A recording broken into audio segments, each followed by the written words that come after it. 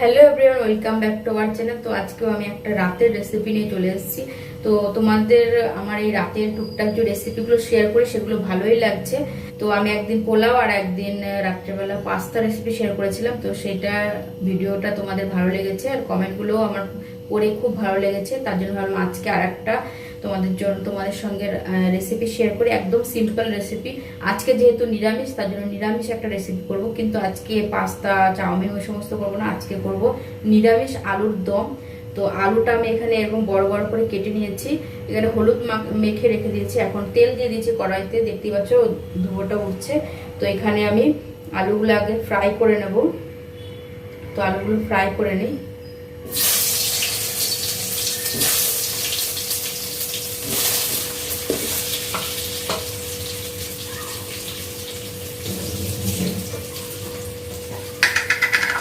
এখন এর মধ্যে দিয়ে দেবো সামান্য একটু নুন,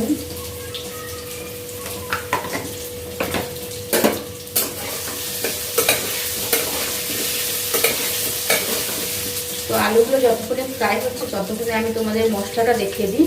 তো এখানে দু রকমের মশলা দেবো, একটা হচ্ছে ভাজা মশলাটা আমার কাছে অলরেডি বানানো আছে, তো ওইটা আর দেখাচ্ছি না। তো এখানে আর একটা মশলা যেটা লাগবে সেটা হচ্ছে টমেটো। এখানে দুটো টমেটো আমি কেটে নিয়েছি, আর দিয়ে দেবো এর মধ্যে 4টে কাঁচা লঙ্কা, আর এই যে 4 টুকরো আদা। আর এখানে অনেকক্ষণ আগে আমি কাজু বাদাম আর পোস্তটা ভিজিয়ে রেখেছিলাম, তো এটা দিয়ে দেবো।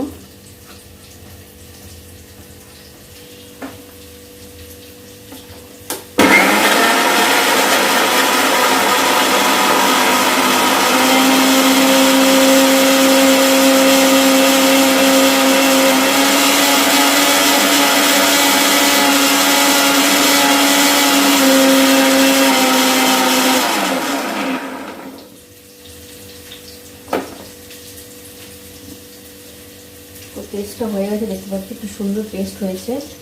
তো এখানে আলুটা আমার ভাজা হচ্ছে, আর একটু ভাজবো আলুটা। তো এখানে দেখতে পাচ্ছি আলুটা ভাজা হয়ে গেছে। এখন চলো, তো কড়াইতে যেই তেল আছে ওই তেলের মধ্যে এই যে 2 টুকরো দারচিনি আর একটা তেজপাতা দিয়ে দিলাম। তেলের ওপরে দিয়ে দেবো একটু কাশ্মীরি লঙ্কার গুঁড়ো, আর দেবো হলুদ। এটা তেলের মধ্যে দিলে কি কালারটা একটু বেশি ভালো আসে, দেখতে ভালো লাগে। আর এবার ওই পেস্ট করে রাখা মশলাটা,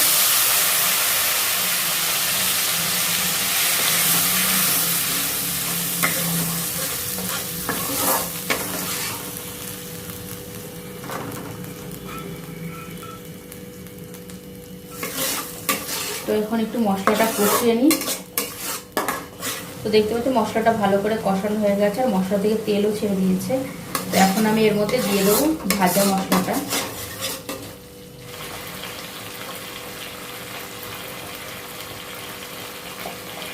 তো ভাজা মশলাটা দিয়ে একটু নাড়িয়ে চাড়িয়ে নেব।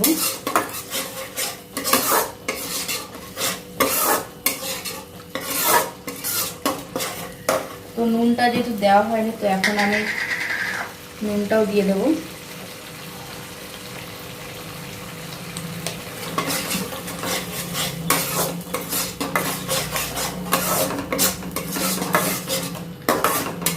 এখন মশলা ভালো করে কষানো হয়ে গেছে। তো এখন আমি একটু এদের মধ্যে কসুরি মেথি, তোমরা চাইলে এটা স্কিপও করতে পারো। কসুরি মেথি দিলে কিন্তু এটা ফ্লেভারটা একটু বেশি ভালো লাগে খেতে। ভেজে রাখা আলুগুলো দিয়ে দেবো। আলুটার সঙ্গে কিছুক্ষণ মশলাটা কষিয়ে নেব।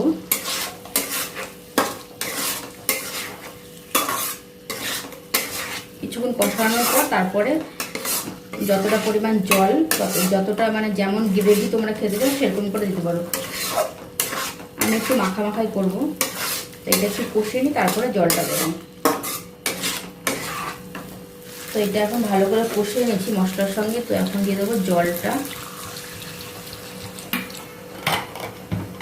একটু ভালো করে মিশিয়ে নিই।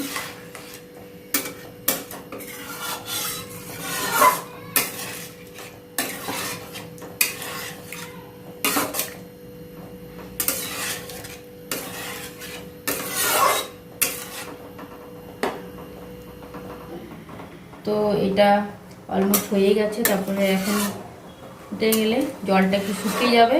তো একবারে নামানোর পর আবার দেখাচ্ছি যে নিরামিষ আলুর দমটা কেমন লাগছে দেখতে, আর কেমন হয়েছে সেটা তো হাজব্যান্ডই রিভিউ দেবে খাওয়ার সময়। তো এখানে দেখতে পাচ্ছ হয়ে গেছে। তো একবারে নামিয়ে তারপর আবার তোমাদের দেখাচ্ছি। আমি একটু মাখা মাখা করেই করলাম। তো আমার আলুর দমটা পুরো কমপ্লিট হয়ে গেছে, দেখালামই। তো এখানে দেখো কেমন হয়েছে জানিও কিন্তু আলুর দমটা, আর রিভিউটা হাজব্যান্ড এসেই দেবে। আর এর সঙ্গে তোমাদের কি ভালো লাগে বেশি খেতে আমাকে কমেন্ট করে জানাবে। আমি কিন্তু বানাচ্ছি এর সঙ্গে, আজকে বানাবো হচ্ছে লুচি। তো লুচির জন্য এখানে ময়দাটা মেখে রেখে দিয়েছি। উনি যখন বেরোবে তখন ভাজা শুরু করবো, মানে তখন বেড়ে রেডি করে রাখবো, আসলে তারপরে গরম গরম ভেজে দেবো। আর তখনই খেয়ে বলবে কেমন হয়েছে। আর তোমরা জানিও কিন্তু নিরামিষ আলুদমটা কেমন হয়েছে। তা লুচি ভাজাটাও এটা দেখাচ্ছি না, একবার ভাজা টাজা হয়ে গেলে খাওয়ানোর সময় তারপর একবার দেখাচ্ছি। তো চলো উনি আসুক, তারপরে আবার কন্টিনিউ করছি। এখানে সবগুলো লুচি একবারে বেলে রেখেছি, আসলেই যেন সঙ্গে সঙ্গে ভেজে দিতে পারি। আমি না আবার একটা করে বেলে একটা করে ভাজতে ওটা অনেকটা দেরি হয়ে যায়। একবারে বেলে রাখলে কি সুবিধা হয় ভাজতে। তো উনি আসবে, ফটাফট ভেজে দেবো। তো তখনই একবারে আবার দেখাচ্ছি। এই যে আসলো আর আমার সব রেডি হয়ে গেছিলো। আর এই যে এখন খেয়ে বলবে কেমন হয়েছে নিরামিষ আলুর দম আর হচ্ছে গরমা গরম লুচি ফুলকো ফুলকো। ফেলেও দিলে নিচে। ভালো আছে, ভালো আছে। তোমার তো এরকম ভালো লাগে না, এরকম আলুর দম নিরামিষ?